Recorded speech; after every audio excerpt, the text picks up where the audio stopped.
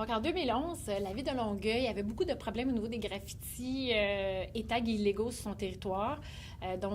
Beaucoup de perceptions au niveau de sentiments d'insécurité. La ville était comme pas propre. Et c'est ce qu'on avait comme commentaire au niveau des citoyens. Puis, suite aux plaintes formulées au Conseil de ville, le Conseil de ville a approché différents intervenants de la ville de Longueuil, dont le service des loisirs de la vie communautaire, le service de police, le service d'urbanisme, le service des travaux publics et le service des communications, pour former un comité pour trouver des solutions.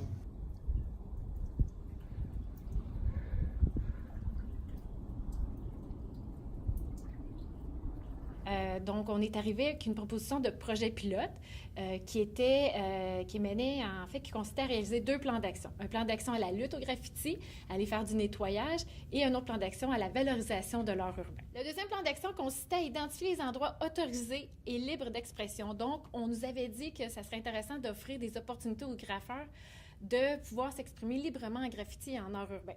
Donc, on a, d'entrée de jeu en 2011, autorisé un mur légal, dans l'arrondissement du Vieux-Longueuil.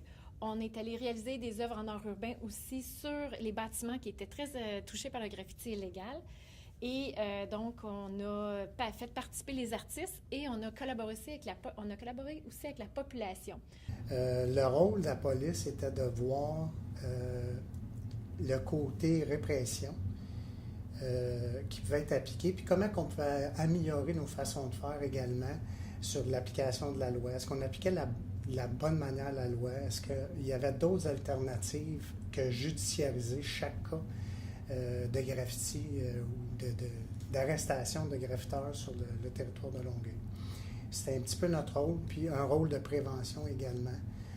Comment on fait prévenir ce phénomène-là, puis comment on fait diminuer les endroits à risque également, puis rétablir le sentiment de sécurité des citoyens qui vivaient dans certains quartiers qui étaient plus problématiques que d'autres. Le premier plan d'action consistait à travailler avec un organisme qui avait le mandat d'enlever les graffitis et tags indésirables le plus vite possible, donc à l'intérieur de 48 heures. Il y avait aussi le mandat de conserver les preuves et de surveiller les récidives au niveau du graffiti. Donc, on enlevait les graffitis aux 48 heures et en plus, on prenait des photos, on prenait tout ce qui était l'information au niveau des graffitis et on surveillait les récidives par après avec la collaboration du service de police de l'agglomération de Longueuil.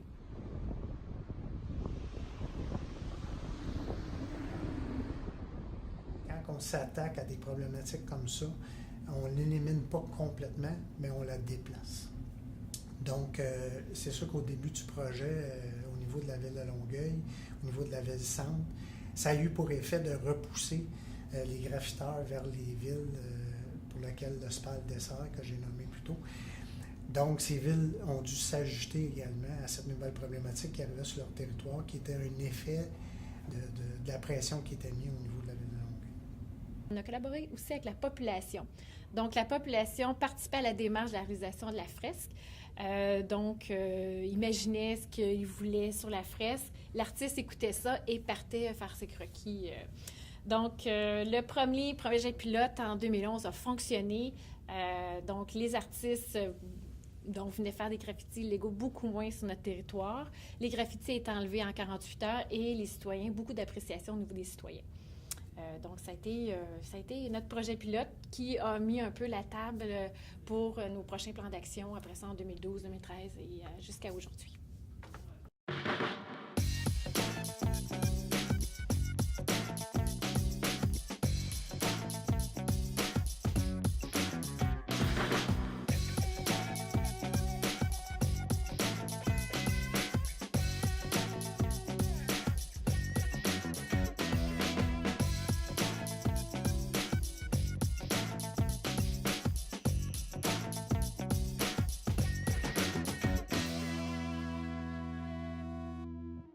Les graffitis, j'ai toujours eu une curiosité pour les graffitis. Puis, quand c'était venu le temps de faire des études avancées, j'ai décidé de travailler là-dessus, par curiosité. Et aussi parce que ça m'intriguait de voir comment des gens décident de prendre la bonbonne et d'aller écrire quelque chose sur les murs. Parce qu'évidemment, dans les années 80, c'était plus du texte qu'il y avait sur les murs que des dessins.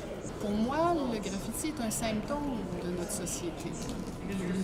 Il n'est ni bon ni mauvais à mon sens. Il faut le lire. Il faut essayer de comprendre d'où il vient et pourquoi.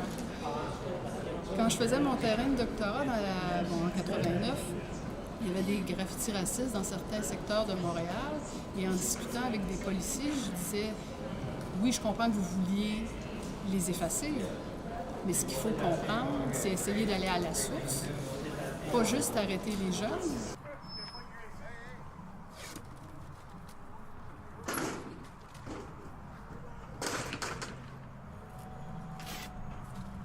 Chez les graffiteurs, il y a des gens qui veulent faire une carrière avec les graffitis. Ce sont justement ces jeunes ou ces gens qui font des dessins, des peintures murales.